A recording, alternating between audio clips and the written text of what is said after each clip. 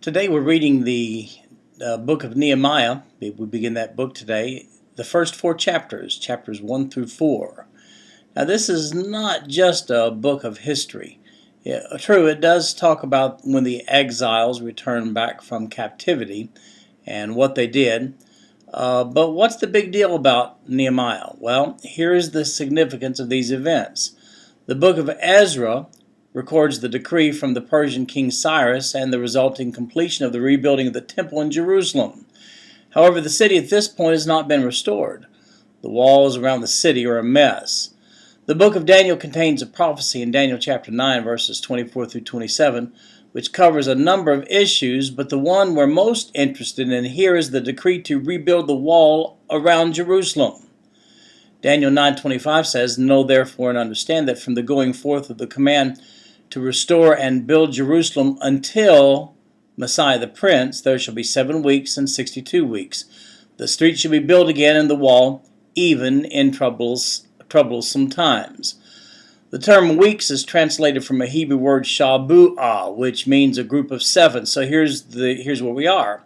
Daniel 9:25 says the time that lapses between the decree that actually results in the rebuilding of Jerusalem until the Messiah's coming will be, well, if you do the math, 483 something. What is that something? Well, the decree went out in Ezra chapter 7, verses 7 through 28 and 457 to rebuild the city. However, 12 years later, the project had stalled. The walls had not been built again. Worked on, yes, but not rebuilt, not completed. Nehemiah gets the project back on track, and at the same time, and by the time we finish reading Nehemiah, the task is complete. That being the case, according to Daniel 9:25, 483 units of something will pass from the issuing of the decree until the coming of the Messiah. Now here's the deal. It just so happens that 483 years passed between that decree in Ezra 7 and the beginning of the public ministry of Jesus Christ. Now here's the really astounding part.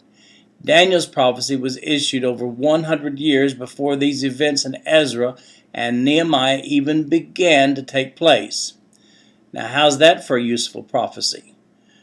So, as you read Nehemiah, keep this in mind. Satan respects prophecy. He believes prophecy. He does not want the countdown to the Messiah's appearance to begin. Satan's mission in Nehemiah is to stop that wall from being built. Satan knows what a fully rebuilt wall means. So obviously, he's bent on stopping its completion, and that's what Nehemiah is all about. Keeping that in mind, I hope you enjoy reading the book of Nehemiah. See you tomorrow.